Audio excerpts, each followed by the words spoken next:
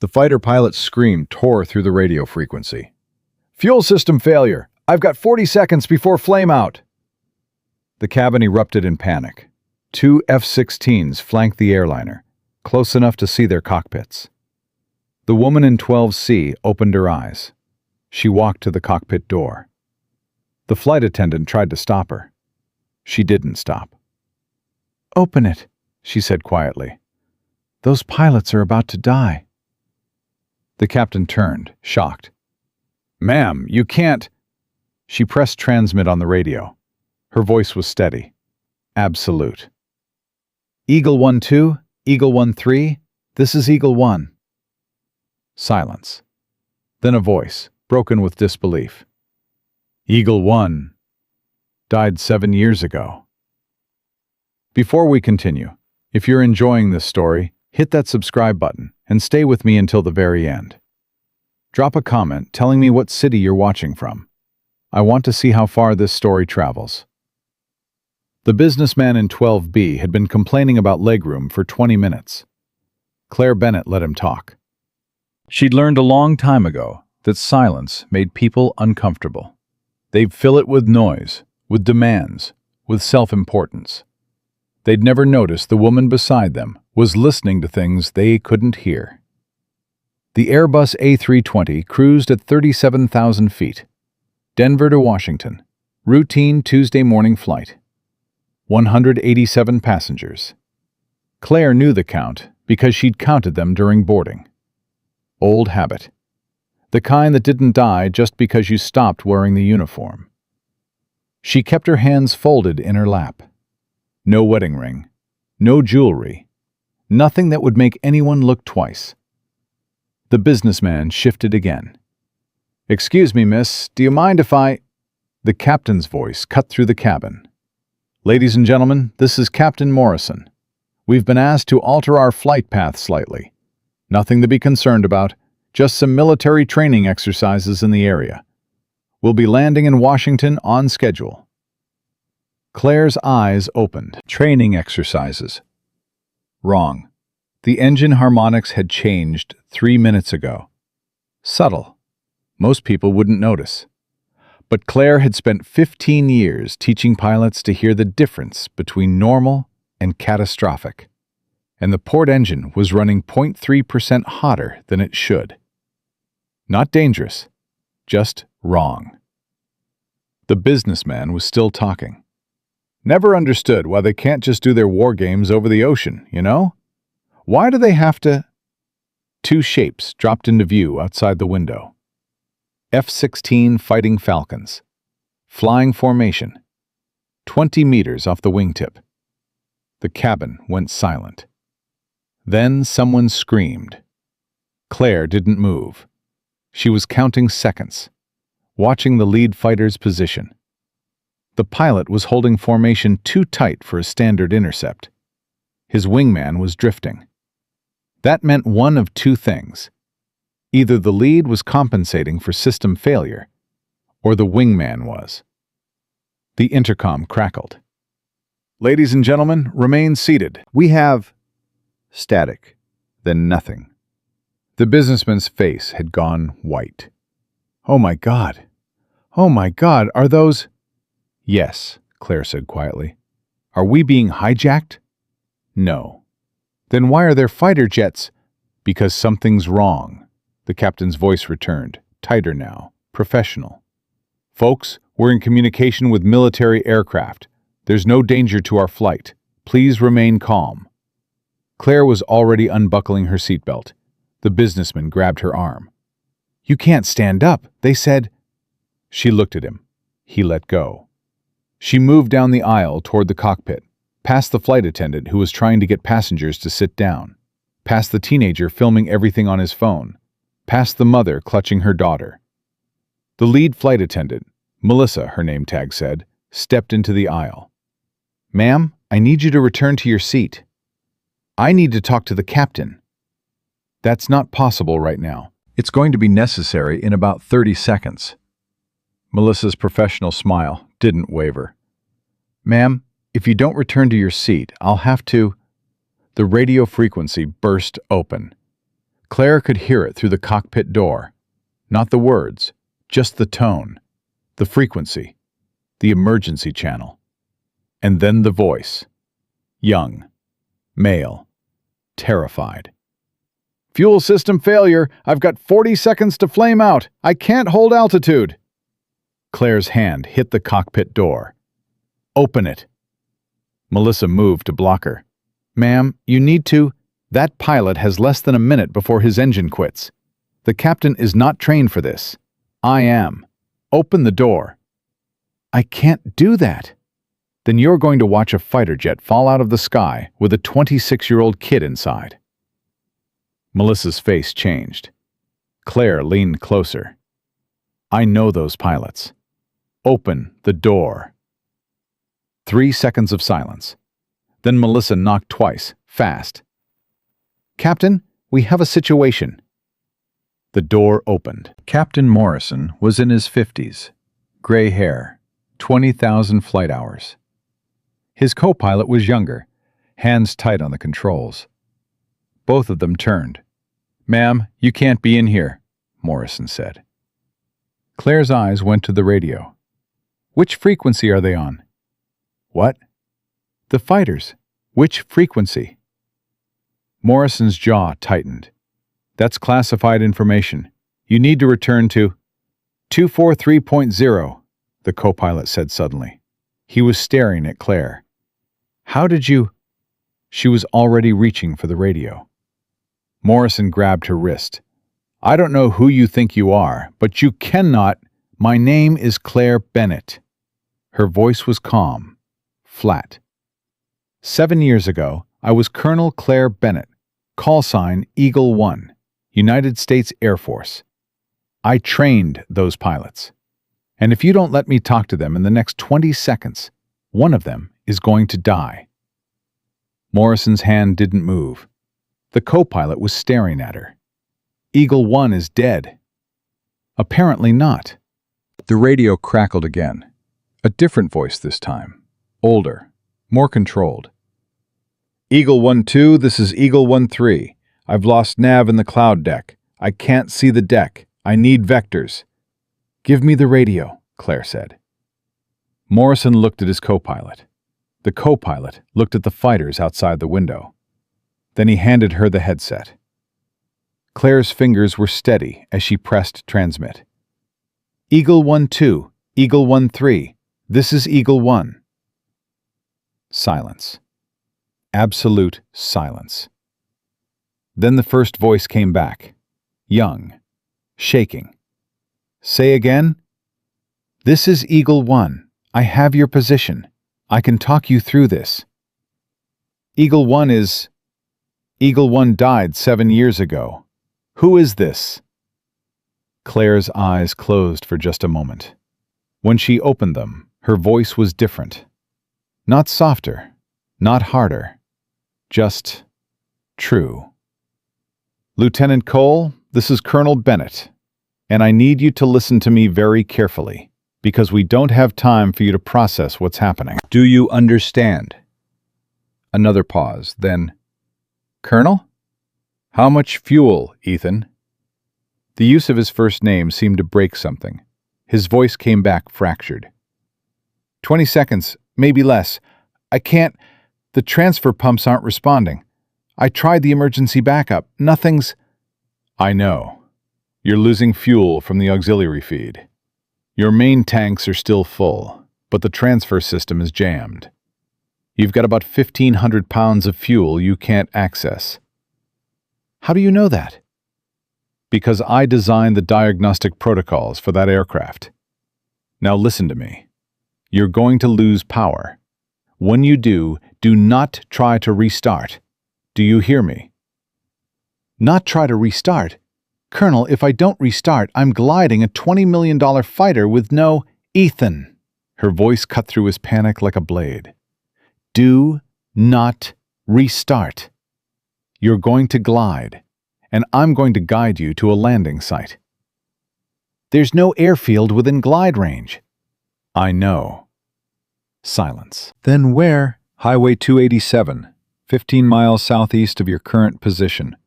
4 lanes, straight section, 3 miles long. Captain Morrison was staring at her. How do you know that? Claire ignored him. Eagle 1-3, what's your status? The second voice came back, steadier. Colonel Bennett, is that really you? Marcus, I need your nav status. I can't believe you're alive. We thought, Marcus. A breath. Right, sorry. I lost all nav systems when I pulled up into the cloud deck. IFR is down. I can't see the ground. I'm flying blind. Claire's mind was already moving. The airliner's position, the cloud ceiling, the fighter's last known vectors. You're at bearing 095, speed 480 knots. In 12 seconds, you're going to break out of the clouds over Lake Texoma. When you do, you'll see the dam. Turn to heading 120 and drop to 3,000 feet. Ethan's going to need eyes on him when he puts down. Colonel, I don't have instruments to... You have a compass and your training. That's enough. Melissa was gripping the doorframe. Morrison's co-pilot had pulled up a map on his tablet, tracing Highway 287. Jesus, the co-pilot whispered. She's right. There's a straight section right there. Morrison's voice was tight.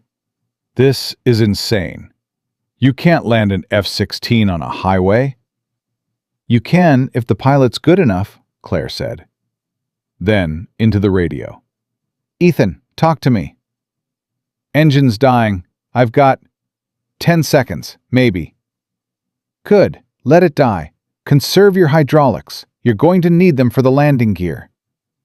Colonel, I can't see the highway. I'm still over the cloud deck. I know. Marcus is going to guide you. Marcus can't see either. He will in 8 seconds. Morrison grabbed her shoulder. You're gambling with 2 pilots' lives. Claire turned to look at him. Her eyes were gray, calm, absolutely certain. I've been gambling with pilots' lives for 15 years, Captain. I've never lost one yet. The radio crackled. Marcus's voice, sudden and loud. I've got the lake. I see the dam. Turn to 120 and descend, Claire said immediately. Ethan, you still with me? Engine's out. I'm gliding. Colonel, I can't do this. I can't. Yes, you can. You've done this in the simulator 40 times. The simulator didn't have 187 people on a commercial flight watching me crash. You're not going to crash. Her voice was iron. You're going to land. And then you're going to walk away. And then you're going to buy me a drink and explain why you thought I was dead. A sound came through the radio. Not quite a laugh.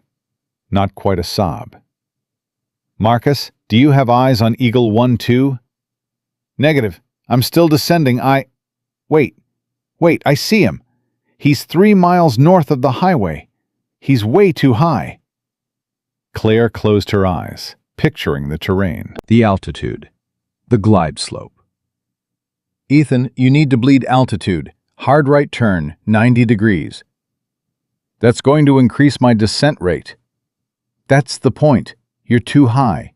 You need to lose 2,000 feet in the next mile. Colonel, if I turn that hard, I might not be able to line up with a highway. You'll line up. How do you know? Because I taught you how to do it. Silence. Then, turning right. Morrison's co-pilot was watching the tablet. If he's where I think he is, that turn is going to put him in a spiral. He won't have enough altitude to recover. He's not going to spiral, Claire said quietly. How can you be sure? Because Ethan Cole was the best pilot I ever trained. He just doesn't know it yet. The radio crackled. Turn complete. I'm lined up, I think. I can't see the highway. Marcus? You're lined up. Marcus's voice was tight with adrenaline. You're perfect. Straight in. You've got 3 miles. Landing gear, Claire said. Deploying. The cabin of the airliner was silent. Every passenger who could see the cockpit door was straining to hear. Melissa had tears running down her face. "Gear down. Locked. I'm coming in fast. Way too fast." "How fast?" 200 knots. "That's fine." "Colonel, the recommended landing speed is—" "I know what it is. You don't have flaps. You don't have air brakes. 200 knots is what you've got. Use it." "There are cars on the highway." Claire's jaw tightened. She hadn't thought of that. Of course there were cars. "Marcus, can you see the traffic?" "Yeah, there's maybe a dozen cars. They're pulling over. Someone must have called it in." "Ethan, you're going to land long, past the cars." "I can't. I don't have the altitude to—" "You're going to land long. Say it back to me." A pause. "I'm going to land long." "Good. 2 miles." Morrison's co-pilot was tracking the fighter's position on his tablet. "He's dropping too fast. He's not going to make it." Claire's hand tightened on the radio. "Ethan, pull your nose up. 5 degrees. "If I pull up, I'll bleed speed. I'll stall." You won't stall. Pull up." "Colonel, Ethan Cole, you listen to me right now." Her voice was sharp, absolute. Fear is lying to you. It's telling you that if you pull up, you'll fall out of the sky. But you know what the truth is? The truth is, I taught you to fly that aircraft better than anyone else in the Air Force. And if I tell you to pull up, you pull up. Do you understand me? Silence. Then quietly, "Yes, ma'am." "Pull up." "Pulling up." The co-pilot was shaking his head. "He's going to stall. He's going to—" 1 mile, Claire said into the radio. "Marcus, talk to me." "He's lined up. He's perfect. Jesus, he's going to make it." "Ethan?" "I can see the highway. I can see the cars. They're all stopped. I'm coming in hot. I'm coming in really hot. Stay with it. 1/2 mile. Steady." 1/4 mile. Claire's eyes were closed. She was seeing it. The highway. The fighter. The angle. The speed. "Now, Ethan, put it down now." The radio went silent. 5 seconds. 10. Then Marcus's voice exploded through the speaker. "He's down! He's down! He's sliding! He's throwing sparks! He's stopping! He stopped!" The cockpit erupted. Melissa was sobbing. The co-pilot was laughing. Morrison's hands were shaking. Claire opened her eyes. "Ethan, confirm you're okay." Static. Then, "I'm okay. Colonel, I'm okay." "Good. Stay in the aircraft until emergency services arrive. Marcus, return to base." "Colonel, we thought you were dead. For 7 years we thought—" "I know. We'll talk when you land." She handed the headset back to the co-pilot. Morrison was staring at her. "Who are you?" Claire turned to look out the cockpit window. The F-16s were gone. The sky was empty. "I'm someone who was supposed to stay dead," she said quietly. Then she walked out of the cockpit. The cabin was chaos. Passengers were crying, cheering, filming everything. The businessman in 12B was demanding to know what had just happened. Melissa was trying to restore order. Claire sat down in her seat, buckled her seatbelt, closed her eyes, and for the first time in 7 years, she allowed herself to feel the weight of what she'd just done. She'd saved a pilot's life. She'd broken her cover. And somewhere, someone was going to notice. Someone who'd spent 7 years believing she was dead. Someone who'd made sure she stayed that way. The Airbus began its descent toward Washington. Claire Bennett sat in seat 12C and waited. Because the real crisis hadn't started yet. It was about to. The wheels touched down at Joint Base Andrews 43 minutes later. Claire felt the impact through her spine, watched the runway lights blur past the window. The businessman in 12B was on his phone, already telling someone about the woman who'd talked a fighter pilot through an emergency landing. 3 rows back, a teenager was uploading video to social media. She had maybe an hour before her face was everywhere. The Airbus taxied toward a remote section of the airfield, not the civilian terminal. Claire saw the vehicles before anyone else did. Black SUVs, military police, an ambulance. And standing in a line near a hangar, 2 figures in flight suits.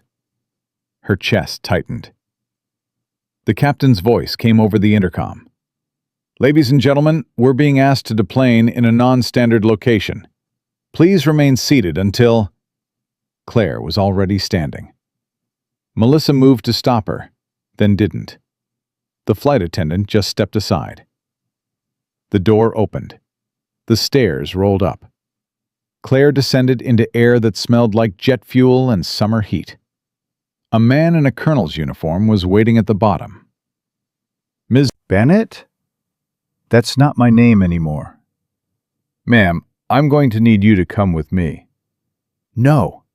His hand moved toward his sidearm, not threatening, just ready.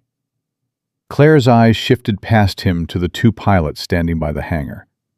Even from 30 meters away, she could see their faces. Ethan Cole looked like he'd aged 5 years in the past hour.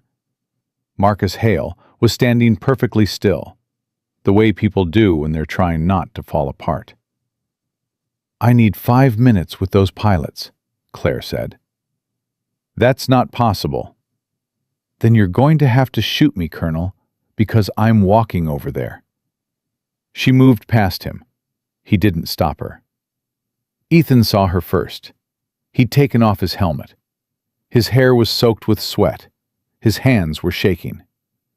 "Colonel Bennett." She stopped 3 feet away from him. "How's the fighter?" "Totaled. Landing gear collapsed about 200 meters down the highway. I've got $16 million in damage and a formal investigation starting in about 20 minutes. You're alive?" "Yeah." His voice cracked. "Yeah, I'm alive." Marcus stepped forward. He was older than Ethan by 2 years, more controlled, but his eyes were red. "We buried you," he said quietly. 7 years ago. Full honors. 21-gun salute. Your sister cried through the whole service." Claire's jaw tightened. "I know." "You know?" Marcus's voice rose. "You know? We spent 7 years thinking we killed you." "You didn't kill me. The report said the accident happened because we failed the mission parameters.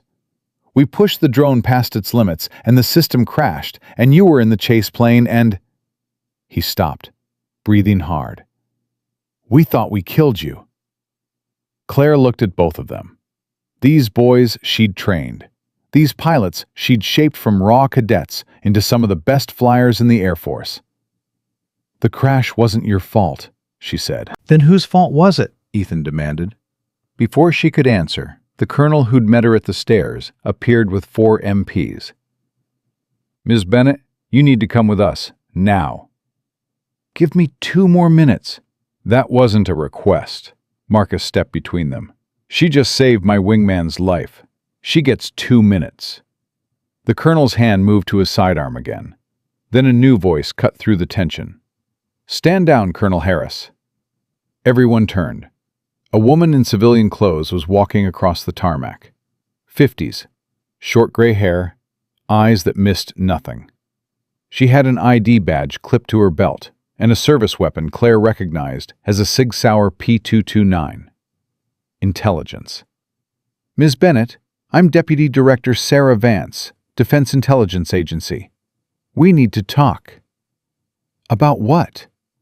"About why a dead Air Force colonel just appeared on a commercial flight and guided 2 fighters through an emergency that shouldn't have happened in the first place." Claire's eyes narrowed. "What do you mean, shouldn't have happened?" Vance looked at the two pilots. Lieutenant Cole, Lieutenant Hale, you're both being debriefed separately. You'll give your statements, and then you're being placed on administrative leave, pending investigation. Investigation into what? Marcus demanded. Your aircraft suffered simultaneous system failures while conducting a routine training exercise. Lieutenant Cole's fuel transfer system jammed. Lieutenant Hale's navigation suite went dark. Those are two completely independent systems. Equipment fails, Ethan said. Not like this. Vance's voice was flat. Both failures occurred within 90 seconds of each other. Both occurred while you were escorting a civilian aircraft. And both occurred exactly 7 years to the day after Colonel Claire Bennett was declared killed in action. Silence. Claire felt something cold settle in her stomach. You're saying it wasn't an accident? I'm saying we're treating this as a potential hostile action until proven otherwise. Vance turned to the MPs. Take the lieutenants to debriefing. Miss Bennett comes with me. The MPs moved forward. Ethan didn't budge. I'm not leaving until someone tells me what the hell is going on. Lieutenant, she was dead. His voice cracked. For 7 years she was dead, and we thought it was our fault, and now she's standing here, and you're telling me someone tried to kill us today? I'm not going anywhere until I get answers. Vance's expression didn't change. The answers are classified. Then declassify them. I can't do that. Claire stepped forward. Sarah Vance, DIA. You worked the Iron Sky investigation. Vance's eyes shifted to her. You remember. I remember everything about that investigation. I remember you were the only one who believed me when I said the crash wasn't pilot error. I also remember you disappeared 3 days before the final hearing. I had a good reason. I'm sure you did. Let's discuss it somewhere more private. Marcus was staring at Claire. Iron Sky. That was the drone program. The one that... That's classified, Lieutenant Hale, Vance said sharply. The classified program that killed our instructor? Marcus's voice was rising. The program we were told failed because of our mistakes? You were told what you needed to be told. Bullshit! Lieutenant, if you want to keep your wings, I suggest you lower your voice and follow these MPs to debriefing. Ethan's hands were clenched into fists. What really happened 7 years ago? Claire looked at him, at both of them. These pilots who'd carried guilt for 7 years over a crash they didn't cause. You were set up, she said quietly. Vance's voice was sharp. Colonel Bennett, they were set up. The mission parameters were sabotaged. The drone was programmed to fail. And I was blamed for it because I was the program director. That's speculation. No, it's the truth, and you know it. Vance's jaw tightened. She looked at the MPs. Take them, now. The MPs moved in. Ethan started to resist, but Marcus grabbed his arm. Stand down, Marcus said quietly. We'll get answers, but not like this. They were led away. Claire watched them go. Then Vance gestured toward a black SUV. Get in. The vehicle was armored, tinted windows, radio equipment in the front. Vance slid into the back seat. Claire followed. The door closed. Silence. Then Vance pulled out a tablet and turned it toward Claire. The screen showed radar tracking data, multiple contacts, timestamps from earlier that day. At 11:47 this morning, your commercial flight was intercepted by 2 F-16s, conducting what was supposed to be a routine training exercise. At 11:51, both fighters experienced critical system failures. At 11:53, you revealed yourself to the cockpit crew and began directing the emergency response. Claire studied the data. That's accurate. At 11:56, a third contact appeared on radar. The screen changed. A new track, fast, high altitude, descending toward the airliner. Claire's blood went cold. What am I looking at?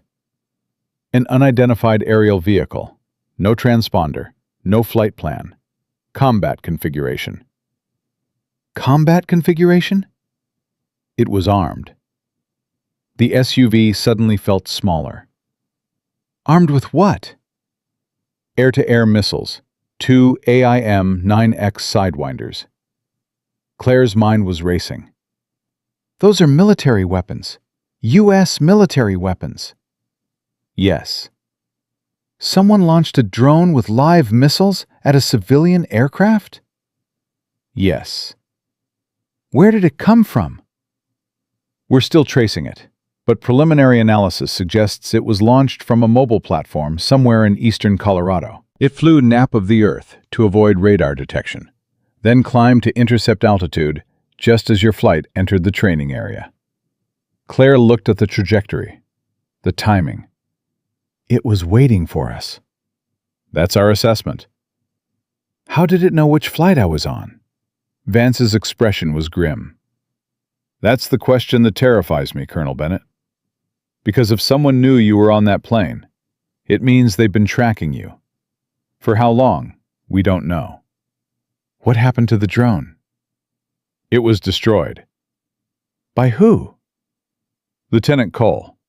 After he recovered from the fuel system failure, his wingman spotted the drone on radar and called it out. Cole engaged with his M61 cannon. One burst, direct hit. The drone went down in a field north of the highway. Claire leaned back against the seat. Ethan had destroyed it. The same pilot she'd just talked through an emergency landing had taken out a drone that was coming to kill her. Have you recovered the wreckage? Recovery team is on site now. What have they found? Vance hesitated. That hesitation told Claire everything. It's Iron Sky technology, Claire said quietly. We don't know that yet. Yes, you do. That's why you're here. That's why you pulled me off that plane instead of local Air Force security. Claire's voice was hard. Someone built a combat drone using the technology from a program that was shut down 7 years ago. A program I designed, and they just tried to use it to kill me. Vance didn't deny it. Who knew you were alive? Vance asked. No one.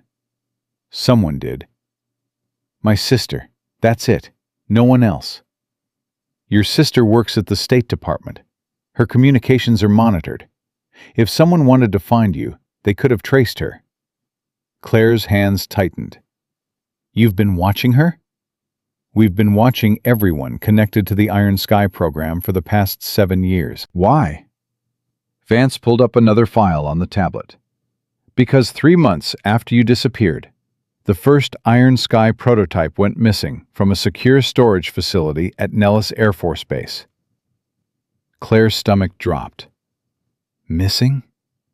Stolen, along with every piece of technical documentation, every software package, every hardware schematic.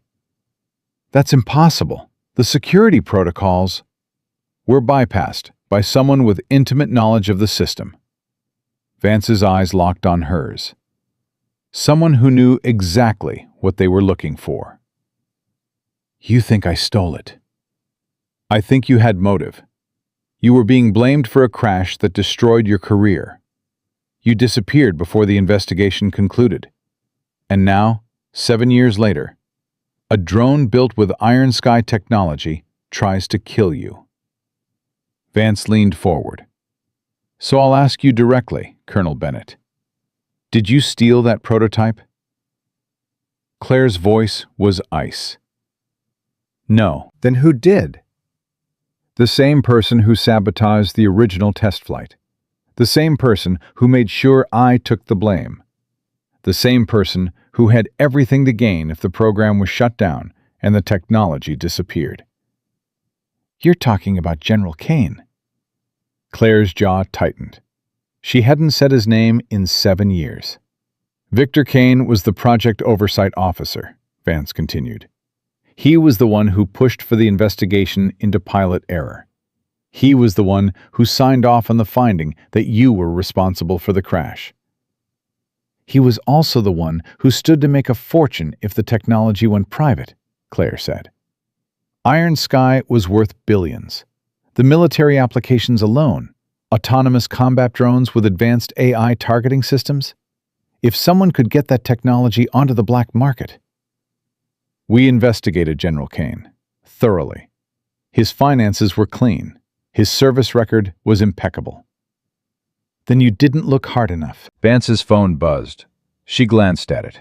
Her face went pale. "What?" Claire demanded. "The recovery team just sent preliminary analysis on the drone wreckage." "And?" Vance turned the tablet around. The screen showed a photo of the drone's internal systems, circuit boards, processors, software interfaces. All of it was Iron Sky. But there was something else, a serial number on the main processor board. Claire leaned closer. Her heart stopped. "That's not from the stolen prototype," she whispered. "No," Vance said quietly. "It's from a production model." Claire looked up sharply. "Iron Sky never went into production. The program was shut down." "Officially, yes." "Officially?" Vance's voice was grim. 6 weeks ago, we received intelligence that someone was manufacturing Iron Sky-compatible systems at a private facility in Eastern Europe. We sent a team to investigate. They found an abandoned factory, empty, but the equipment was still warm. Someone's building them. Yes. How many? We don't know, but if they have the technical specifications, if they have the original source code, they could build hundreds, maybe thousands.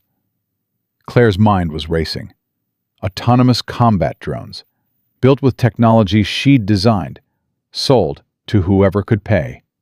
You need to arrest Kane. We can't. He retired 18 months ago. He's a private citizen now. He runs a defense consulting firm in Virginia. We have no evidence connecting him to any of this. The drone is evidence. The drone proves someone is building Iron Sky systems. It doesn't prove General Kane is involved. Claire stared at her. You're telling me a combat drone just tried to kill me using technology from a program he oversaw, and you don't think that's enough evidence? I'm telling you we need proof. Real proof. Something that will hold up in a court-martial. Then get it.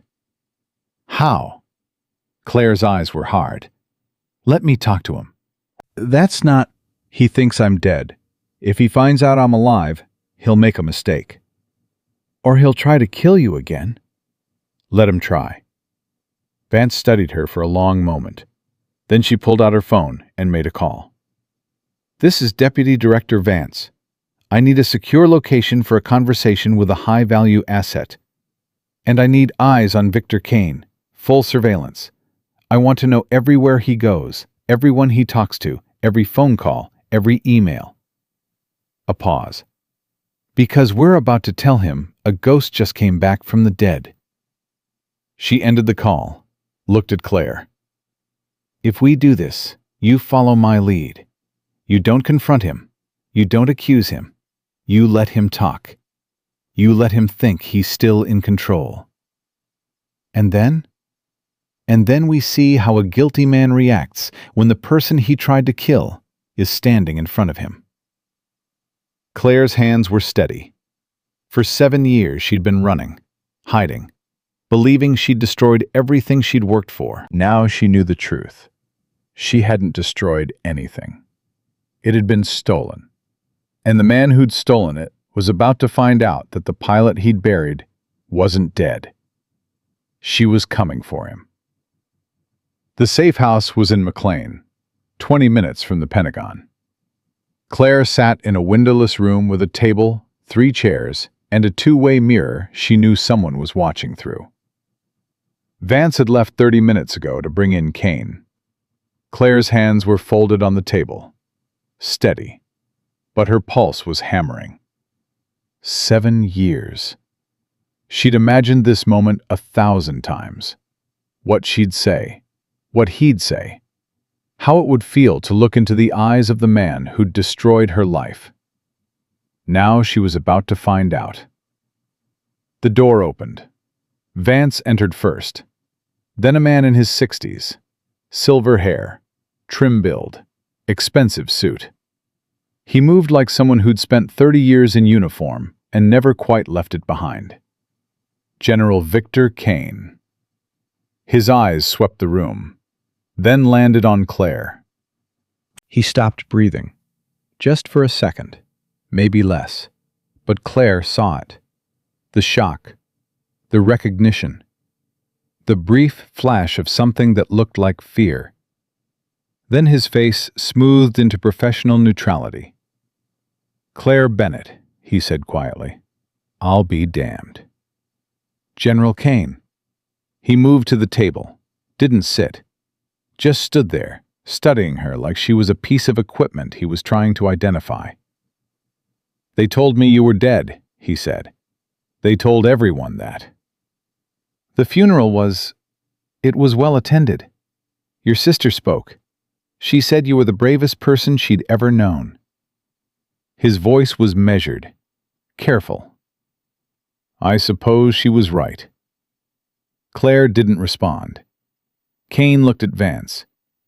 "Deputy Director, I'm assuming there's a reason you pulled me out of a meeting with the Joint Chiefs to come here." "Sit down, General." "I'd prefer to stand." It wasn't a suggestion.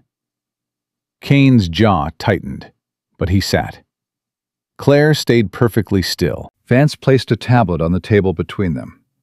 At 11:56 this morning, an armed drone engaged a civilian aircraft over Texas. The drone was destroyed by Lieutenant Ethan Cole. Colonel Bennett was on that aircraft. Kane's eyes didn't leave Claire. "I see." The drone was built using Iron Sky technology. Now Kane looked at the tablet. "That's impossible. Iron Sky was shut down 7 years ago." "The technology was stolen." "I'm aware. I was briefed on the theft when it happened." "Were you briefed on the fact that someone is now manufacturing combat drones using that technology?" Kane's expression didn't change. "No, that's new information." "Is it?" "Deputy Director, I don't appreciate the implication." Vance leaned forward. "General Kane, you were the oversight officer for Iron Sky. You signed off on the investigation that blamed Colonel Bennett for the crash. You authorized the shutdown of the program. 3 months later, the prototype disappeared. And now, 7 years later, drones built with that technology are being used in hostile actions on American soil. And you think I'm involved? Are you?" Kane looked directly at Vance. His voice was cold. "I served this country for 32 years. I have 3 Bronze Stars and a Legion of Merit. I lost friends in Iraq and Afghanistan. And you're asking me if I'm selling military technology to terrorists? I'm asking if you know where that drone came from." "I have no idea." Claire spoke for the first time since Kane sat down. "You're lying." Kane's eyes shifted to her. "Excuse me?" "The drone that tried to kill me today was built from a production model processor, not the stolen prototype. That means someone has the full technical specifications, the source code, the manufacturing protocols, and there are only 3 people who had access to all of that information." "Who?" "You, me, and Dr. Richard Moss, the lead engineer. Moss died in a car accident 2 years ago." Kane's face was stone. "Are you accusing me of murder?" "I'm stating facts." "Facts?" Kane's voice rose slightly. "The fact is, you disappeared 7 years ago after your program killed a test pilot. You vanished before the investigation concluded. And now you show up making wild accusations." "Major Thomas Riley didn't die because of my program," Claire said quietly. "He died because someone sabotaged the test flight." "That's not what the investigation found." "The investigation found what you wanted it to find." Kane stood up. "I'm done here." Vance didn't move. "Sit down, General." "Unless you're charging me with something, I'm leaving." "The drone's guidance system had your fingerprints on it." Kane froze. "Not literal fingerprints," Vance continued. code signatures. Every programmer leaves patterns in their work. The targeting algorithms in that drone were modified by someone with intimate knowledge of the original Iron Sky architecture. Someone who knew exactly how to optimize the kill parameters.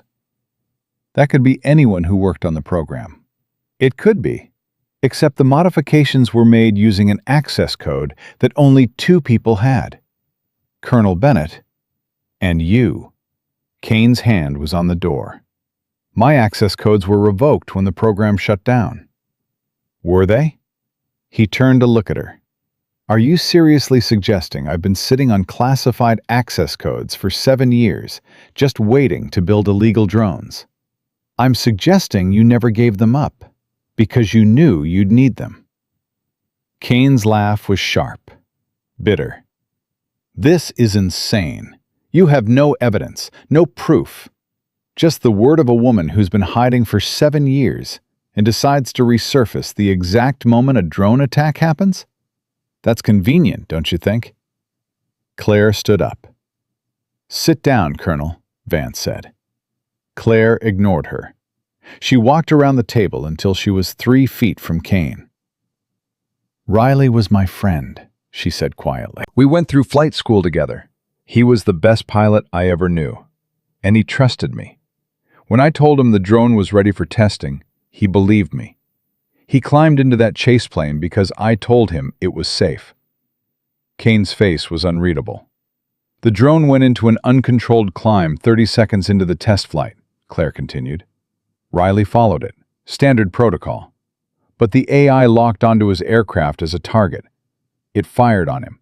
It destroyed his plane. And he died, believing it was his fault for getting too close. It was pilot error. It was murder, and you know it. Because you're the one who reprogrammed the targeting parameters the night before the test. Kane's voice was ice. That's a lie. Is it? Because I pulled the system logs before I disappeared. Every keystroke, every code change, every access point. And they all lead back to you. Silence. Kane's eyes narrowed. If you had evidence, you would have come forward 7 years ago. I tried, but someone killed the investigator I was working with. Captain Jennifer Walsh, DIA. She died in what was ruled a training accident 48 hours before we were supposed to present our findings. Vance's head snapped toward Claire. Walsh was working with you? She believed me. She was building a case, and then her parachute failed during a routine jump. They found equipment failure. But I knew better. Kane's voice was quiet now. Dangerous. You're describing a conspiracy theory. I'm describing reality. You sabotaged Iron Sky. You killed Riley. You probably killed Walsh. And when I got too close to proving it, you made sure I took the fall. Why would I do that? Money? Power? Take your pick. Kane's laugh was genuine this time. Colonel Bennett, I make $200,000 a year as a consultant. I live in a modest house in Arlington. I drive a 10-year-old Lexus. Where's this fortune you think I've accumulated? Offshore accounts, shell corporations, Bitcoin wallets. I don't know the specifics, but I know they exist. Based on what evidence? Claire pulled a flash drive from her pocket, placed it on the table. Based on this. Vance looked at the drive. What is that? Everything. System logs, financial transfers, encrypted communications. It's all here. Kane stared at the drive. Where did you get that?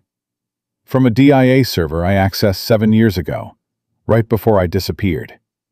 That's classified information. Possession of that data is a federal crime. So is treason. Kane's hand moved, fast, toward his jacket.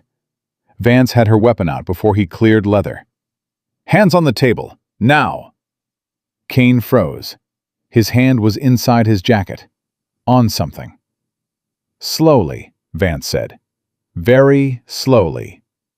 Kane pulled his hand out. He was holding a phone. I was calling my lawyer, he said calmly. Put the phone on the table. He did.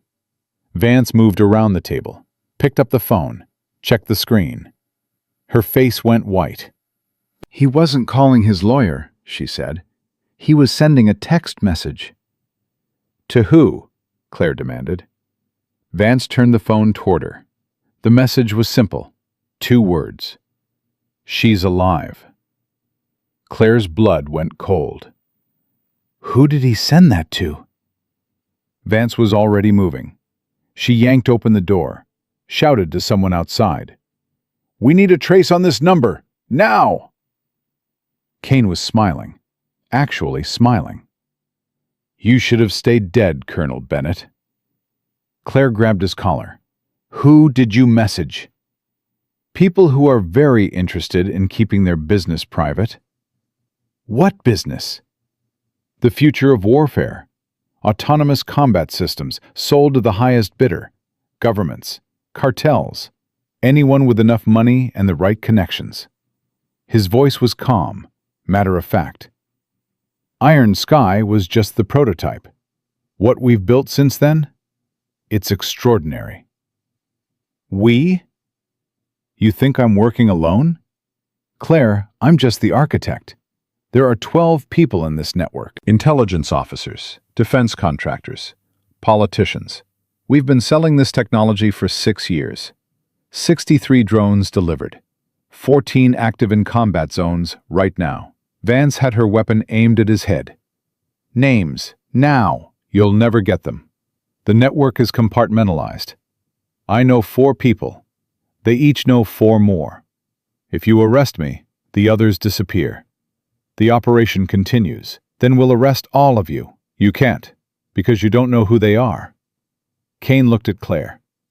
But now they know you're alive, and they know you have evidence, which means you're a threat. Let them come. Oh, they will, but not the way you think. A phone rang. Vance's phone. She answered without taking her eyes off Kane. Vance. Claire watched her face change. When? Vance demanded. How many? A pause. Jesus Christ. She lowered the phone. What? Claire asked. We just got reports of 3 drone strikes, simultaneous. Where? One hit a convoy in Syria carrying U.S. Special Operations Forces. 4 dead. One hit a government building in Manila. 12 dead. And one hit a hotel in Paris where NATO commanders were meeting. 21 dead. Kane's smile widened. That's the opening bid, to show you what we're capable of. The next strike will be bigger, unless you release me. You're out of your mind, Vance said. Am I? Because in about 3 minutes, you're going to get a call from someone very high up in the Defense Department telling you to let me walk out of here. And you're going to do it. Like hell. Vance's phone rang again. She looked at the screen. Her face went ashen. It's the Secretary of Defense.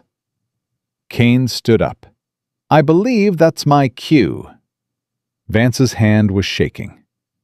If I answer this, then you follow orders, Kane said, like a good soldier. Claire stepped in front of him. You're not leaving. Move, Colonel. Make me. Kane's voice dropped. You want to know what really happened to Riley? I'll tell you. He figured out what I was doing. He found the code modifications. He was going to report me. So yes, I reprogrammed the drone to target his aircraft. And yes, I killed him. And when you started asking questions, I made sure you took the blame. And when that investigator got too close, I had her eliminated too. Claire's fist connected with his jaw before Vance could stop her. Kane staggered back, blood on his lip, but still smiling. That's assault on a superior officer. You're retired. The charges still apply. Vance's phone was still ringing. She looked at Claire, then at Kane, then she answered. Vance? She listened. Claire watched her face, watched the fight drain out of it. Yes, sir. I understand. Yes, sir. She ended the call, looked at Kane. You're free to go. What? Claire's voice was sharp. You can't. I just got a direct order from the Secretary of Defense. General Kane is to be released immediately. No charges, no detention. Kane straightened his jacket. Thank you, Deputy Director. He walked to the door, stopped, turned back to Claire. You're a brilliant engineer, Colonel Bennett. The best I ever worked with. That's why I chose you to take the fall. Because I knew no one would question it. The genius who pushed too hard. The perfectionist who couldn't admit failure. He paused. But you made one mistake. You survived. And now that the network knows you're alive, they're going to fix that problem. Let them try. Oh, they won't try. They'll succeed. Because the next drone won't miss. He opened the door. 2 men in suits were waiting in the hall. Not MPs, private security. They escorted Kane out. The door closed. Claire turned to Vance. You're just letting him walk? I don't have a choice. Yes, you do. No, I don't. Vance's voice was strained. The secretary made it very clear. If I detain Kane, the strikes continue. 1 every hour. Targets across the globe. They'll kill hundreds of people to prove a point. So we give up? We regroup. We build a case that's airtight. They'll disappear. The whole network will go dark, and we'll never find them. Then what do you suggest? Claire grabbed the flash drive from the table. I'm going to finish what I started 7 years ago. Alone? If I have to. Vance caught her arm. Claire, if you go after these people, you're not coming back. I know. They'll kill you. They're going to try either way. At least this way, I'm in control. She pulled free, walked to the door. Vance's voice stopped her. You're not alone. Claire turned. Vance was holding out a phone. That's a secure line. You call this number, you'll reach me, day or night. You need resources, extraction, anything. You call. Claire took the phone. Why are you helping me? Because 7 years ago, I believed you. I still do. And because if Kane's network is selling autonomous weapons to the highest bidder, that's not just a crime. It's the beginning of a new kind of war. One we can't afford to lose. Claire looked at the phone, then at Vance. The 2 pilots, Cole and Hale. They're in danger too. Kane knows they were involved. I'll put them in protective custody. That won't be enough. If this network can reach the Secretary of Defense, they can reach anyone. Then what do you want me to do? Claire's voice was hard. Give them to me.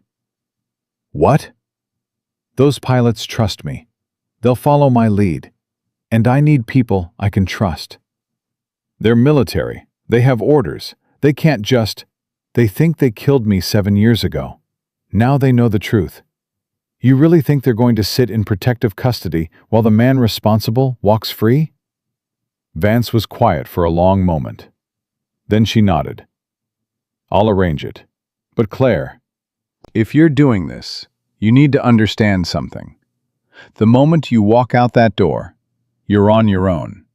No backup. No official sanction. If you get caught, I can't protect you. I've been on my own for 7 years. I'll manage. She opened the door, stopped, looked back. One more thing.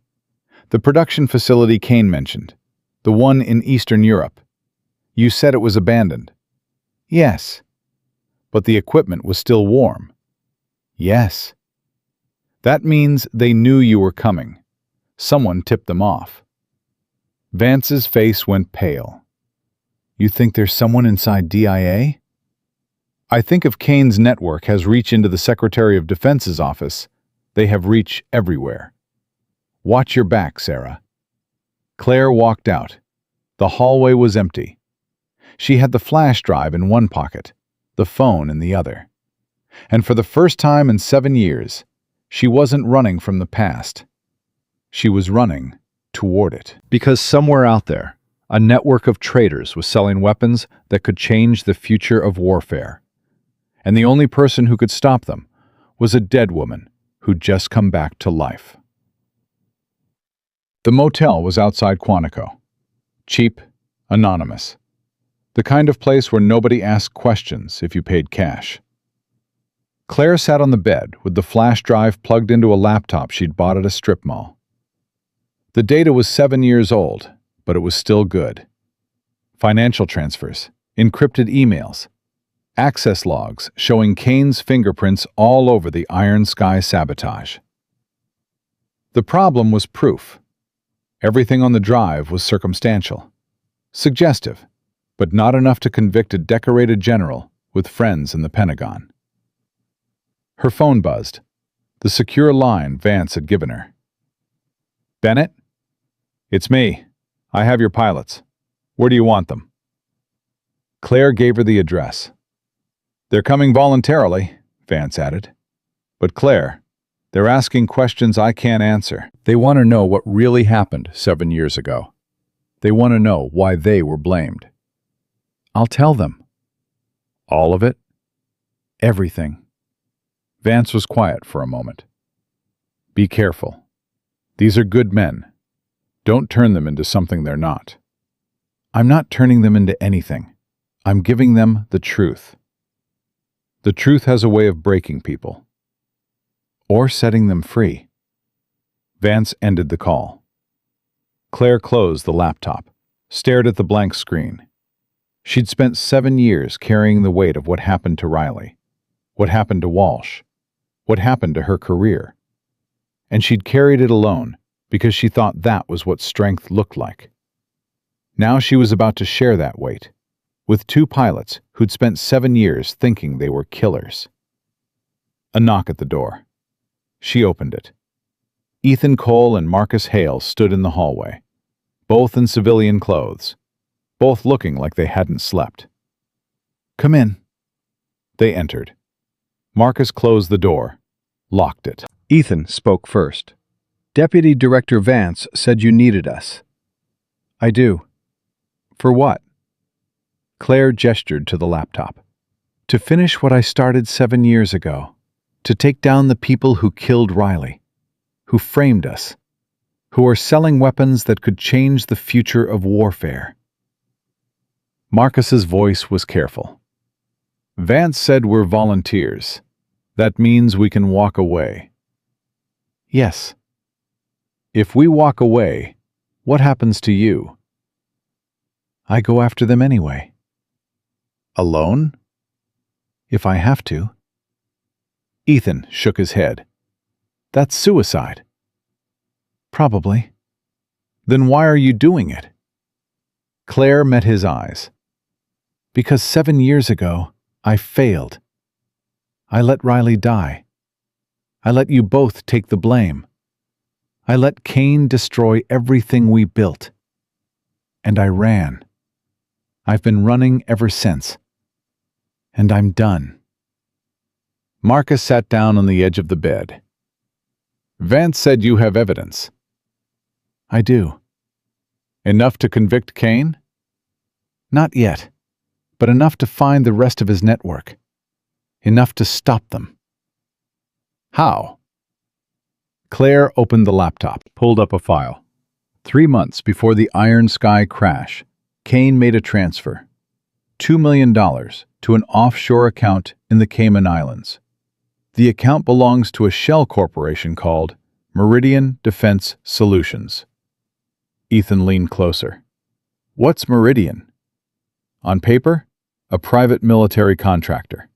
In reality, a front for Kane's network. They use it to move money, launder payments, purchase equipment without oversight." "How did you find this?" "Walsh, the DIA investigator. She traced the financial records before she died. She knew Kane was dirty. She just couldn't prove it." Marcus's jaw was tight. And then she had a parachute malfunction. Yes, that's not a coincidence. No, it's not. Silence. Then Ethan spoke. His voice was low, raw. Riley was my friend. We went through basic together. When he died, I thought it was my fault. I thought I pushed the drone too hard. I thought I killed him.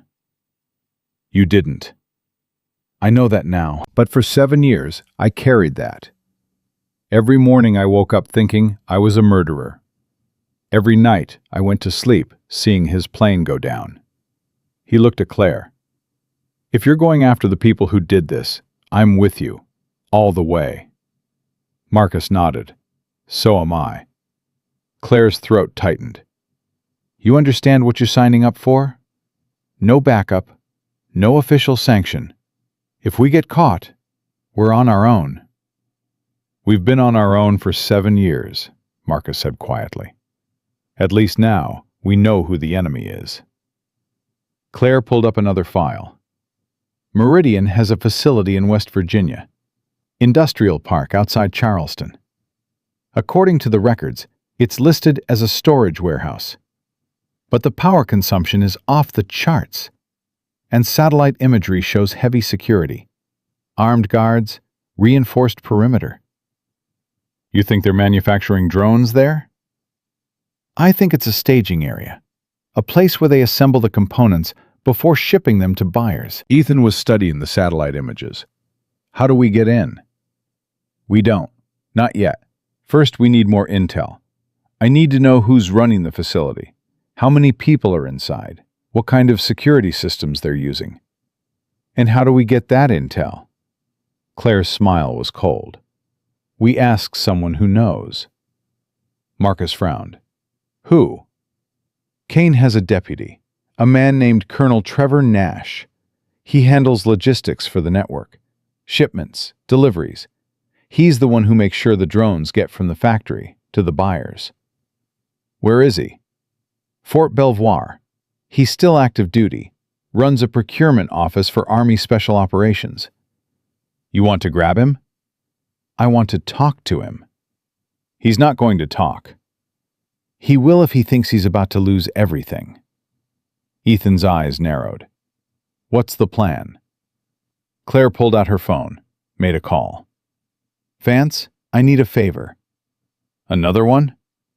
I need access to Fort Belvoir, personnel files, security schedules, everything on Colonel Trevor Nash. Nash? He's clean. We vetted him. No one in this network is clean.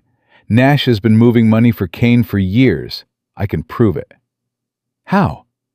The same account that received Kane's transfer? It made payments to Nash.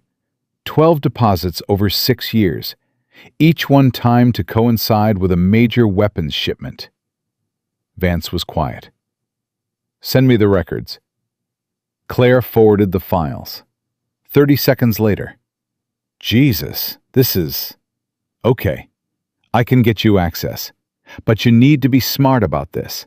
Nash is connected. If he gets wind that you're coming, he won't. Claire, trust me. She ended the call. Marcus was staring at her. You're going to walk onto a military base and confront a colonel who's part of a conspiracy that's already killed multiple people? Yes. That's insane. You have a better idea? Actually, I do. We feed Nash false information. Make him think Kane's been compromised. Watch who he contacts. Follow the trail. Claire shook her head. That takes time, and we don't have time. Kane's network knows I'm alive. They're going to move fast, erase evidence, eliminate witnesses. We need to hit them before they can disappear. Ethan stood. Then let's go. Now? You said it yourself. We don't have time. Claire looked at both of them. These pilots who'd trusted her once, who were trusting her again. Okay, but we do this my way. No heroics, no improvisation. We get in, we get Nash, we get out. And if something goes wrong? Marcus asked. Then we adapt. They left the motel an hour later. Ethan drove. Marcus rode shotgun. Claire sat in the back, reviewing the layout of Fort Belvoir on her phone. Nash's office was in building 1458, third floor, corner office overlooking the parade ground. He worked late, usually stayed until 1900 hours. It was 1730 now. They had time. The guard at the gate checked IDs. Vance had provided credentials. Fake, but good enough to pass inspection. Purpose of visit? The guard asked. Meeting with Colonel Nash, Claire said. The guard checked a list, frowned. I don't see you on the schedule. It's a last-minute briefing, classified. The guard's eyes narrowed. I'll need to verify with the colonel's office. Go ahead. He picked up a phone. Claire's hand moved to the weapon tucked into her jacket. Ethan's eyes met hers in the rearview mirror. The guard spoke quietly into the phone, then hung up. Colonel Nash will see you. Park in visitor lot B. The gate lifted. They drove through. That was close, Marcus muttered. We're not through yet, Claire said.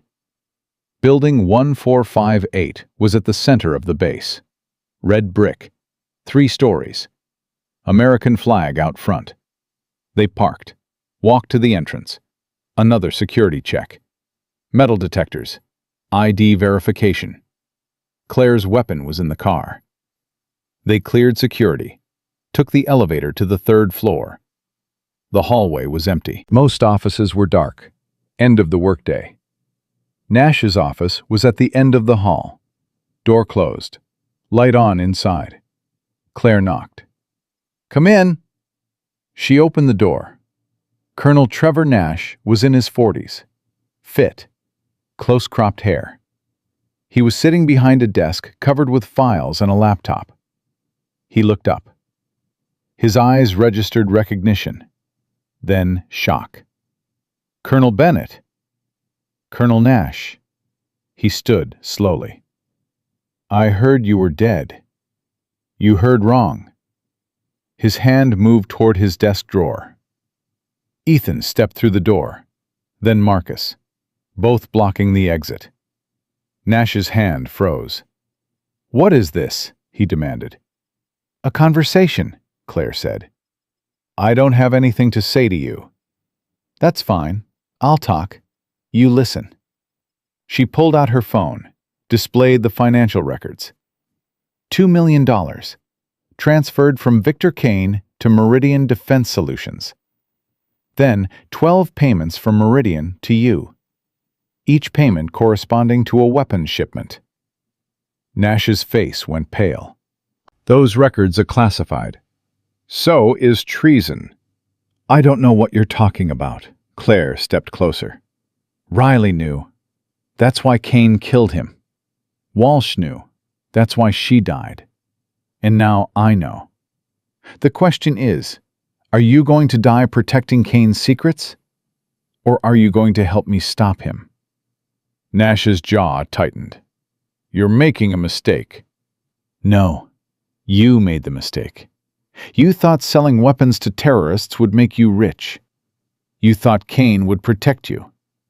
But Kane just sold you out. That's a lie. Is it? Because when I confronted him this afternoon, he gave me your name. Said you were in charge of logistics. Said if I wanted to find the network, I should start with you. Nash's eyes widened. He wouldn't. He did. Because Kane doesn't care about you. He cares about himself. And right now, you're the easiest person to blame. Silence. Nash sank into his chair. What do you want? Information. Who's running the facility in West Virginia? How many drones have been shipped? Where are they going? If I tell you, Kane will kill me. If you don't tell me, you'll spend the rest of your life in Leavenworth. Your choice. Nash's hands were shaking. I'm just the middleman. I coordinate shipments. I don't ask questions. Who do you coordinate with? There's a woman, codename Raven. She runs the manufacturing operation. I send her the orders, she delivers the product. Where? Different locations, changes every time. Last shipment went to a warehouse in Baltimore. Claire pulled out a map. Show me. Nash pointed to a location near the harbor. How many drones were in that shipment? 6. Where were they going? I don't know. Raven doesn't share that information. How do you contact her? Encrypted messaging app, burner phones. The numbers change every week. Claire's mind was racing. When's the next shipment? Tomorrow, 1800 hours. Baltimore warehouse. Who's the buyer? Nash hesitated.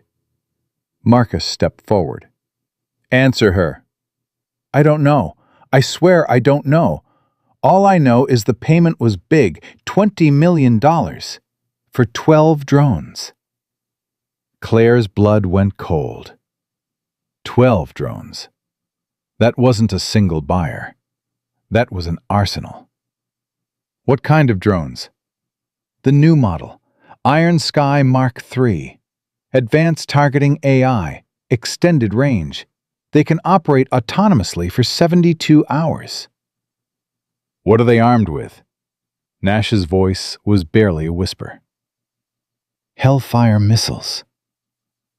The room went silent. 12 autonomous drones, each carrying Hellfire missiles, capable of operating for 3 days without human intervention. Who's buying them? Claire demanded. I told you I don't... Nash, if you don't tell me right now, I will drag you out of this office and hand you to federal prosecutors, and you'll never see daylight again. It's a proxy buyer. Someone working for a foreign government. That's all I know. Which government? I don't know. Marcus grabbed Nash's collar. You're lying. I'm not. Raven handles the buyers. I just coordinate the logistics. Claire pulled Marcus back. Okay. Tell me about Raven. Who is she? I don't know her real name. I've never met her in person. Everything's done through encrypted channels. You must have some information. A location, a contact? Nash swallowed hard. There's a meeting tomorrow, before the shipment. Raven always does a final inspection. She'll be at the warehouse at 1600 hours. Alone? No, she has security. Ex-military. 3 or 4 operators. Claire looked at Ethan and Marcus, then back at Nash.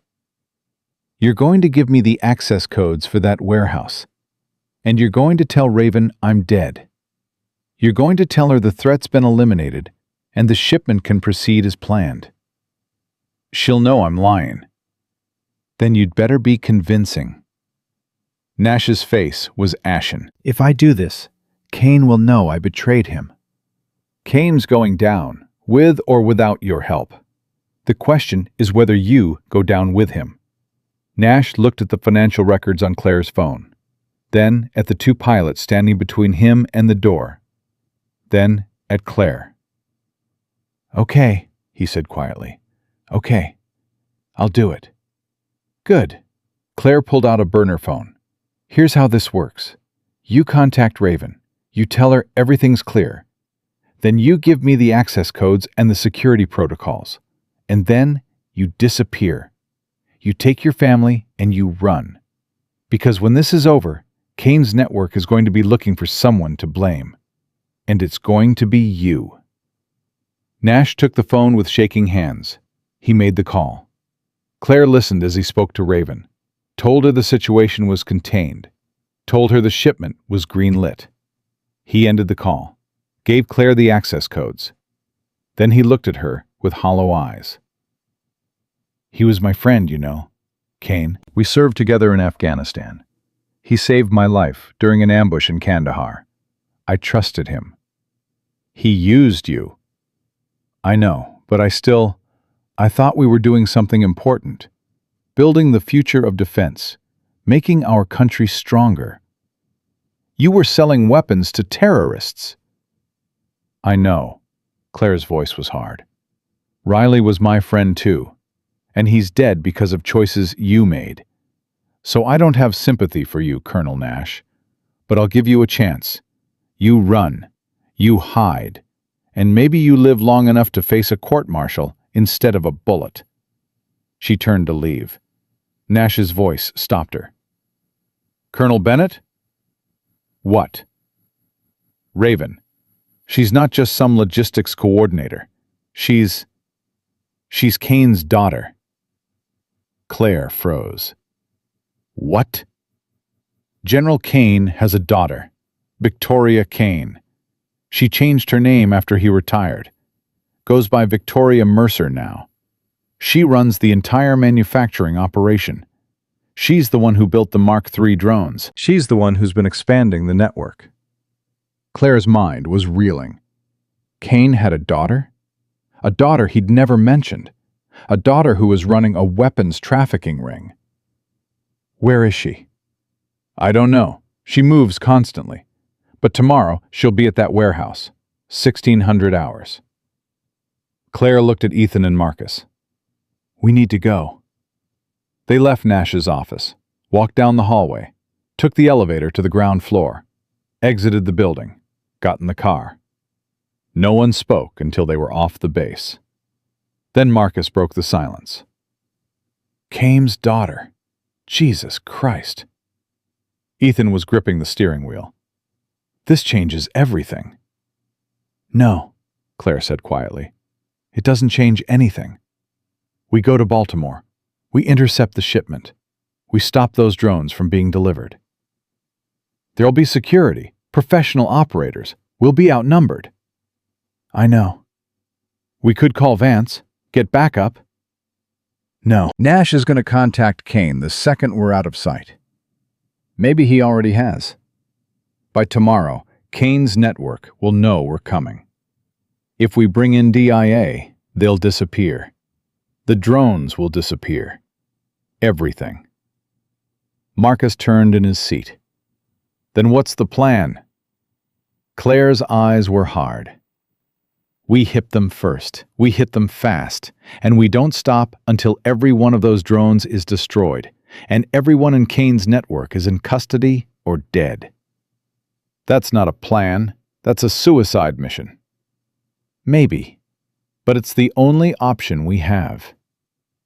Ethan met her eyes in the mirror. 7 years ago, you taught us to fly. You taught us to fight. You taught us to trust our training when everything else was falling apart. I remember. Then trust us now. We're with you, all the way, whatever happens. Claire's throat tightened. Okay, then here's what we do.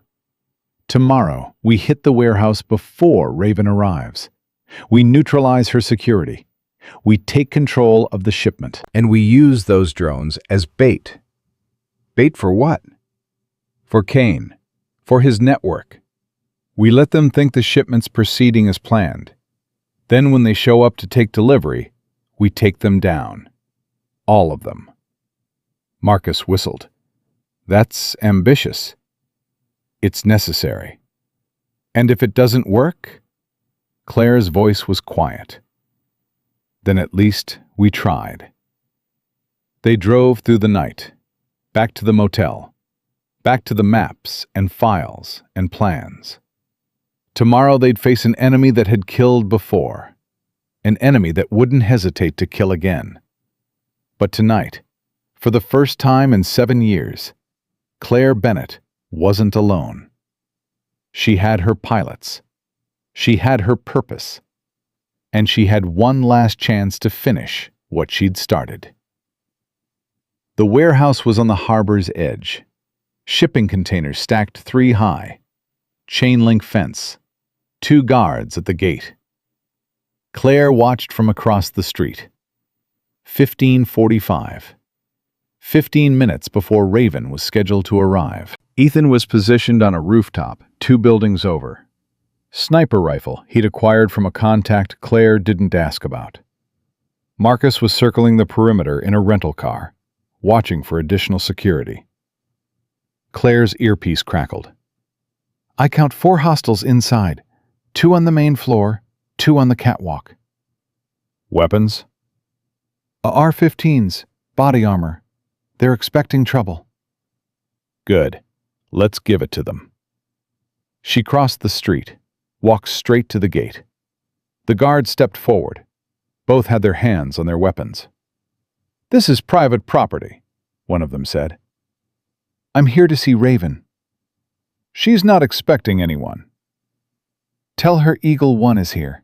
She'll see me. The guard's eyes narrowed. He spoke into a radio. Listened. His face changed. "Go ahead." The gate opened. Claire walked through. The warehouse was massive, empty except for 6 shipping crates in the center, each crate large enough to hold 2 drones.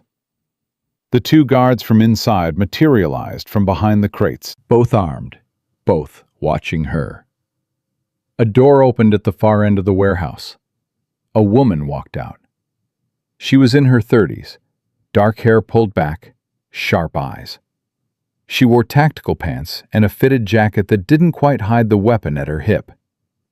Victoria Kane. Raven. She stopped 10 feet away from Claire. Colonel Bennett, my father said you were dead. Your father says a lot of things. Apparently. Raven's voice was cool, controlled. I have to admit, I'm curious. How does a dead woman walk into my warehouse? Same way a general's daughter builds a weapons trafficking empire. Carefully. Raven smiled. I prefer to think of it as entrepreneurship. My father built the technology. I simply found a market for it. You're selling weapons to terrorists. I'm selling weapons to clients. What they do with them isn't my concern. It should be. Those drones have killed 47 people in the past 2 weeks. 47 enemy combatants, insurgents, Threats to national security. 21 of them were NATO commanders, 12 were civilians. Raven's expression didn't change. Collateral damage. Claire's jaw tightened. You sound like your father. I'll take that as a compliment. My father understood what you never did, Colonel Bennett. The future of warfare isn't soldiers. It's systems. Autonomous, efficient, unstoppable. And the people who control those systems will control the world. Is that what you tell yourself? That you're building the future? I'm not building it. I'm selling it. To the highest bidder. And business is very, very good. Claire took a step forward. Where's the buyer? Delayed. He'll be here in 20 minutes. Who is he? You'll meet him soon enough. I don't have 20 minutes. Raven's hand moved to her weapon. Then I suppose we have a problem. The guards raised their rifles. Claire didn't move. You're not going to shoot me. Why not? Because you want to know how I survived. You want to know how I found you. And you want to know what evidence I have against your father. Raven's eyes narrowed. What evidence? 7 years of financial records, encrypted communications, access logs, everything. If you had that kind of evidence, you would have gone to the authorities. I tried. Your father has friends in very high places. They shut me down. So you came here alone. To do what? Kill me? Destroy the shipment? That's not going to stop anything. The network is bigger than you think. Bigger than my father. Bigger than me. I know. That's why I'm not here to stop it. Raven frowned. Then why are you here? Claire's voice was quiet. I'm here to end it. She pressed a button on the phone in her pocket. The warehouse doors exploded inward. Not literally, but close. Vance came through first, then a tactical team. 8 operators, full combat gear, weapons raised. "Federal agents!" "Drop your weapons!" The guard spun toward the door. Raven's hand was on her weapon. Claire moved, fast. She grabbed Raven's wrist, twisted. The weapon clattered to the floor. Raven drove an elbow into Claire's ribs. Pain exploded through her chest. But Claire didn't let go. She swept Raven's legs. Both of them hit the concrete. The guards were firing. The tactical team returned fire. Ethan's voice crackled through Claire's earpiece. "Hostiles on the catwalk are down." Marcus. "2 more coming through the south entrance." More gunfire. Raven's fist connected with Claire's jaw. Claire's vision blurred, but she held on. 7 years of rage, 7 years of guilt, 7 years of running. All of it poured into this moment. She drove her fist into Raven's stomach. Once. Twice. Raven gasped. Claire grabbed her by the collar, slammed her against a shipping crate. "Where's the buyer?" Raven laughed, blood on her teeth. "You think you've won? You think taking me down stops anything? I don't care about you. I care about the network. Give me names." "Go to hell." Claire slammed her against the crate again. "Names." "You want names? Fine.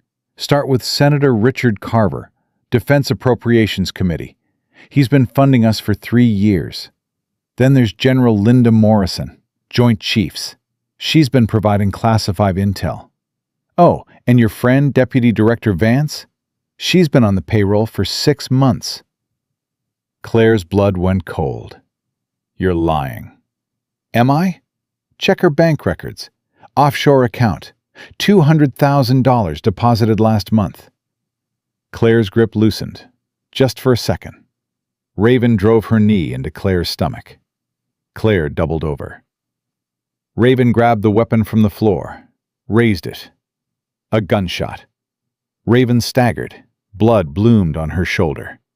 She looked down at the wound, then up at the shooter. Vance was standing 10 feet away, weapon raised. "Drop it," Vance said. Raven's weapon clattered to the floor. She sank to her knees. Claire looked at Vance. "She said you're part of the network." "She's lying. She said you have offshore accounts." "I don't." "Then prove it." Vance's jaw tightened. "Claire, I've been with you from the beginning. I believed you when no one else did. I gave you resources. I put my career on the line." "Then show me your financials." "This is insane." "Show me!" Vance stared at her. Then she pulled out her phone, opened a banking app, turned the screen toward Claire. "Here, my accounts. All of them. No offshore transfers, no hidden money, nothing." Claire looked at the screen. Vance was clean. She looked at Raven. "You lied." Raven was smiling, blood running down her arm. "Of course I lied. But you believed me, even for a second. You doubted the one person who's been helping you. That's what my father does. He plants seeds of doubt. He turns allies into enemies. He makes you question everything." "Shut up," Claire said. "He's already won. Even if you arrest me, even if you destroy this shipment, the network survives. Because it's not about the drones. It's about the fear, the uncertainty, the knowledge that anyone could be compromised." Claire grabbed her collar.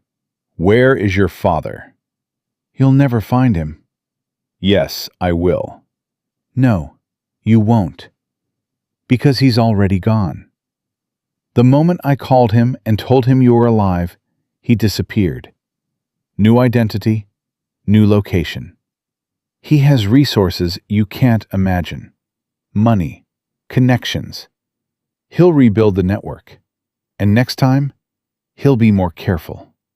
Claire's hands were shaking. "I'll find him." "You can try. But he's been planning this for years. He knew eventually someone would come after him. He has contingencies, fallback positions. You're chasing a ghost. Vance stepped forward. We have enough evidence to issue warrants. We'll freeze his assets, track his communications. He can't hide forever. Yes, he can, Raven said quietly. Because you're not fighting one man. You're fighting an idea. Autonomous warfare. Weapons that don't need soldiers. Systems that can't be stopped. That's the future. And my father built it. Claire looked at the shipping crates. 12 drones. Each one capable of operating for 72 hours. Each one armed with Hellfire missiles. Destroy them, she said. Vance hesitated. Claire, these are evidence. We need them for the trial. I don't care about a trial. I care about making sure these weapons never reach their target. We can use them. Track the buyer. Take down the entire network. No, we destroy them. Now. Vance looked at the tactical team. Plant charges. Blow the crates. The team moved. Raven was still smiling. You think destroying 12 drones matters? We've already shipped 60. They're in operation right now. Syria, Yemen, Ukraine. Killing targets you'll never hear about. Changing the balance of power in ways you can't comprehend. Then we'll find those too. You can't. They're autonomous. Once they're deployed, they operate independently. No communications, no oversight, just programming. Hunt, kill, repeat. Claire's stomach turned. 60 autonomous drones, operating in war zones, killing without human intervention. How do we stop them? She demanded. You don't. That's the point. They're unstoppable. There has to be a kill switch, a failsafe. Raven's smile widened. There was. My father disabled it 6 months ago. Every drone in the field is completely autonomous now. You're lying. Am I? The tactical team finished planting charges. Building's clear, one of them reported. We're ready to blow. Vance looked at Claire. Let's go. They pulled Raven to her feet, dragged her toward the exit. The warehouse was empty now. Just the crates, the charges, and the knowledge of what they contained. Claire stopped at the door, looked back. 7 years ago, she'd built this technology. She'd believed it would save lives, make soldiers safer, make wars cleaner. Instead, it had become a weapon in the hands of people who didn't care about rules or morality or human life. Blow it, she said. The team triggered the charges. The explosion was massive. Fire and smoke and the sound of metal tearing apart. The shipping crates disintegrated. The drones inside were destroyed. 12 weapons that would never kill again. But Raven was right. 60 more were still out there. They exited the warehouse. The tactical team loaded Raven into an armored vehicle. Vance was on her phone, coordinating with DIA headquarters. Marcus and Ethan appeared from opposite sides of the building. Both looked exhausted. It's done, Marcus said. Claire nodded. But it didn't feel done. It felt like the beginning of something worse. Ethan's voice was quiet. What do we do about the other drones? We find them, one by one, however long it takes. That could take years. Then we take years. Vance ended her call, walked over. DIA is issuing warrants for everyone in Kane's network. Nash gave us names. We're already making arrests.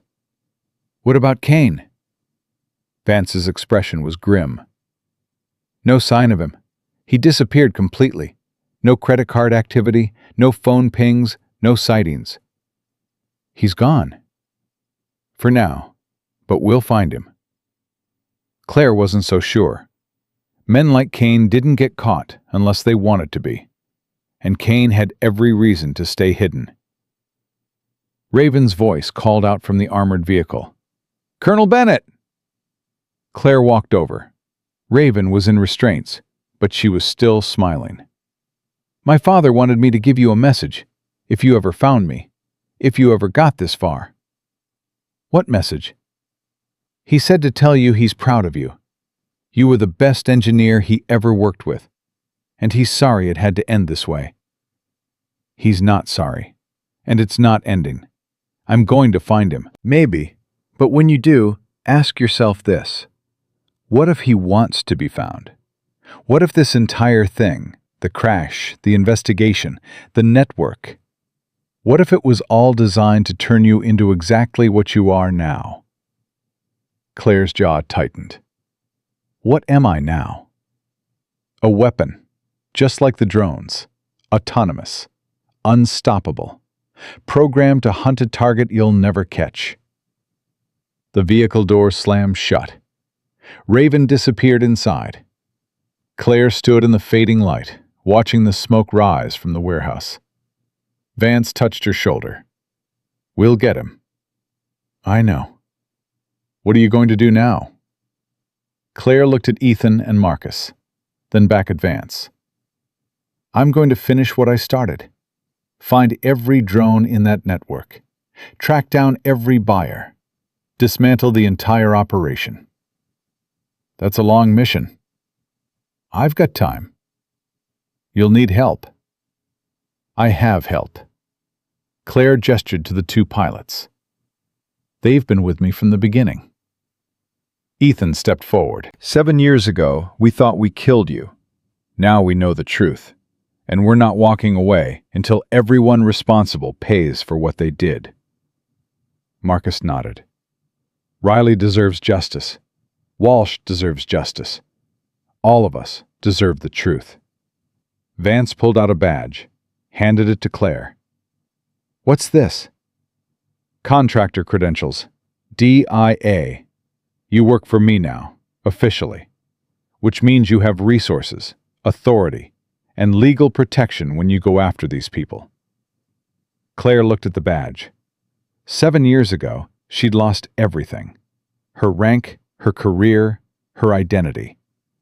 Now she was getting a second chance, not to rebuild what she'd lost, but to build something new. "Okay," she said quietly, "but I do this my way." "I wouldn't have it any other way." Vance walked back to her team. Claire stood with Ethan and Marcus. "So where do we start?" Ethan asked. Claire pulled out the flash drive, the one with all the financial records, all the communications, All the evidence she'd spent 7 years protecting. "We start with the data. We find every transaction, every shipment, every buyer, and we track them down. That could take months. Then we take months." Marcus looked at the burning warehouse. "And when we find Kane?" Claire's voice was hard. "When we find Kane, we make sure he never builds another weapon again." They walked to the car. Behind them, the warehouse burned. 12 drones destroyed, 60 more still in operation. A network that stretched across the globe. And somewhere, a man who'd spent 7 years believing his greatest creation was dead. But Claire Bennett wasn't dead. She was alive. She was armed. And she was coming. Not as the broken colonel who'd been blamed for a crash she didn't cause. Not as the fugitive who'd spent 7 years hiding from the truth. But as the pilot who'd taught 2 of the best fighters in the Air Force. As the engineer who'd designed the most advanced combat system ever built. As the woman who'd survived assassination attempts, betrayal, and a conspiracy that reached the highest levels of government. She'd spent 7 years running from the past.